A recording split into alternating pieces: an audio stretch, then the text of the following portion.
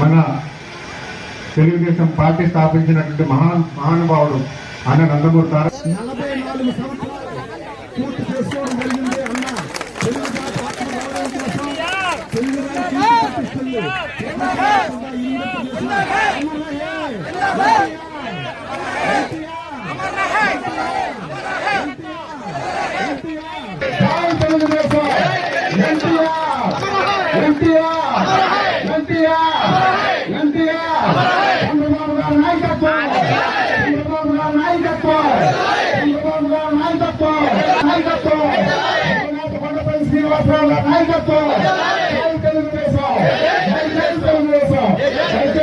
గారు వేదిక అభినందన కోరుతున్నాం.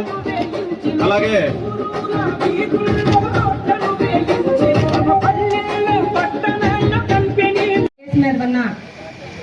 వేదికపై ఉన్న పెద్దలందరికీ, ముఖ్యంగా వివిధ గ్రామాల నుంచి విచ్చేసిన రాజీ మాజీ లేని కార్యకర్తల సోదరులందరికీ నా యొక్క శిరస్సు వంచి నమస్కారాలు తెలియజేసుకుంటున్నాను.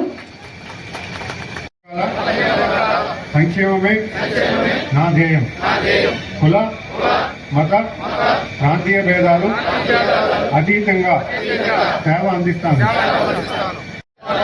ప్రజలే దేవులని నమ్మి తెలుగుదేశం పార్టీ కుటుంబంలో భాగస్వామ్యనందుకు గర్వపడుతున్నాను.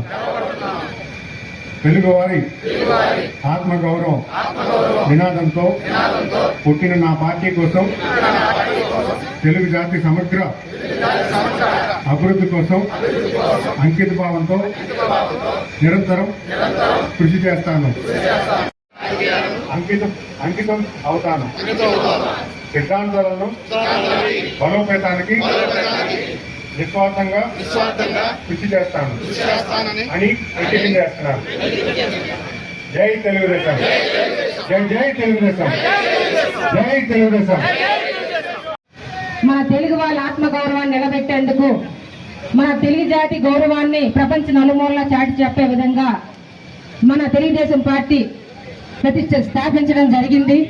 అయితే మనందరం గుర్తుపెట్టుకోవాల్సిన విషయం ఏంటంటే, ఈ రోజు అనేది ఒక తేదీ కాదండి, ఒక చరిత్ర, ఒక విప్లవం. ఈ రోజు మన నందమూరి తారక రామారావు గారు ఆదర్శాలను ఆయన బాటలో నడుస్తూ, మన నందమూరి తారక రామారావు ముఖ్య ఉద్దేశం ఒకటే, బడుగు బలహీన వర్గాలకు అండగా ఉండాలి, కూడు గూడు గుడ్డ అభివృద్ధిని పెద్దపీట వేస్తూ బడుగు బలహీనందరికీ కూడా అండగా ఉంటూ అనేక సంక్షేమ కార్యక్రమాలు చేస్తూ సంక్షేమ పథకాలు ప్రవేశపెడుతూ ఈ రోజు ప్రధానమంత్రి అవకాశం కూడా వచ్చినా అది విడిచిపెట్టుకుంటూ అందరికీ కూడా అండగా ఉండాలి, ఆనందంగా ఉండాలి, అభివృద్ధి చేయాలనే ముఖ్య ఉద్దేశంతో మన గౌరవనీయులైన చంద్రబాబు నాయుడు గారు కూడా అదే బాటలో నడవడం జరుగుతుంది. అయితే మనందరికీ తెలిసిన వ్యక్తి ఎవరంటే, మన తెలిసిన వ్యక్తి ఎదిగిపడుతుందని విషయాన్ని మేము ఎప్పుడు కూడా మర్చిపోవట్లేదు. ఎందుకంటే ఎవరికి లేనంత విధంగా ఈరోజు ఒక ప్రాంతీయ పార్టీ గ్రామ స్థాయి నుంచి రాష్ట్ర స్థాయి వరకు కూడా ఉన్నది. మరి అలాంటి ఈ తెలుగుదేశం పార్టీని భావతరాలకు అందించి ఒక మంచి లీడర్షిప్ ఇచ్చే దశగా మనందరూ కూడా కష్టపడాలని మీ అందరూ కూడా కోరుకుంటూ, మరి వేదిక మీద ఉన్నటువంటి తెలుగుదేశం ఉత్తమ కార్యకర్తలందరికీ కూడా, ఇక్కడ నాయకులు కాదు కార్యకర్తలు, ఇక్కడ నాయకులుగా ఎవరిని మనం పిలవలేదు, మనకి కార్యకర్తల్లో అత్యున్నతమైన సేవలు అందించినటువంటి వీళ్ళందరినీ కూడా మరొకసారి మీరందరూ కూడా అభినందించాలని మీ అందరినీ కూడా కోరుకుంటూ, మరి ఇప్పుడు సభను అధ్యక్షులు వహిస్తున్నటువంటి గజపతిరావు మండల పార్టీ అధ్యక్షులు నెక్స్ట్ 2004 వరకు మన ఉమ్మడి ఆంధ్రప్రదేశ్లో అత్యున్నత అభివృద్ధి అనేది జరిగింది. దానికి ముఖ్య కారణం మన ముఖ్యమంత్రి వాళ్ళు శ్రీ నారా చంద్రబాబు నాయుడు గారు.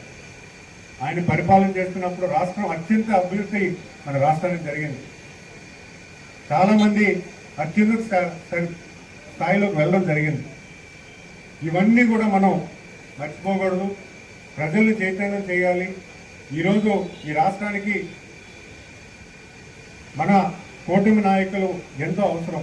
ఇక తెలుగుదేశమే కాదు, జనసేన బీజేపీ కూడా కలుపు కట్టుకుని వెళ్ళి ఈ రాష్ట్రానికి ఒక 20 సంవత్సరాలు ఈ కూటమి నాయకత్వానికి అవకాశం ఇస్తే ప్రపంచ స్థాయికి ఈ రాష్ట్రం వెళ్ళే దశగా ఉంటుంది. నేను అబద్ధం అనట్లేదు. ఈరోజు 2095, 99లో విజన్ 2020 అని మనం ఏదైతే టీవీలో చూసామో అది సాధికరణ అయిందా లేదా ఈరోజు హైదరాబాద్ వెళ్ళి చూడండి మీరు. హైదరాబాద్ వెళ్ళి చూడండి. ఈరోజు మన పిల్లలే హైదరాబాద్లో మంచి ఉద్యోగ అవకాశాలు ఉన్నాయి, మనకెందుకు లేవు? మన ప్రాంతానికి ఎందుకు లేవు? అలాంటి పరిపాలన ఈ రాష్ట్రానికి అవసరం. ఆ పరిపాలన రావాలంటే మన తెలుగుదేశం కార్యకర్తలు మరింత జాగ్రత్తగా పనిచేయాల్సిన అవసరం ఉంది. పార్టీయ ధ్యేయంగా పనిచేయాలి. ఇక్కడ వ్యక్తి కాదు, పార్టీయ ధ్యేయంగా పనిచేయాలి. తెలుగుదేశం కుటుంబం కింద పనిచేయాలి. కూటమి నాయకత్వంలో పనిచేయాలి. ఎప్పుడైతే ఇది చేస్తామో ఖచ్చితంగా ఈ రాష్ట్రానికి మరొక సుపరిపాలన 20 సంవత్సరాలు వస్తుంది. ఖచ్చితంగా ఎప్పుడైతే 20 సంవత్సరాలు వస్తుందో మన భావితరాలు ఒక మెరుగైన వ్యవస్థలోకి వెళ్తారు.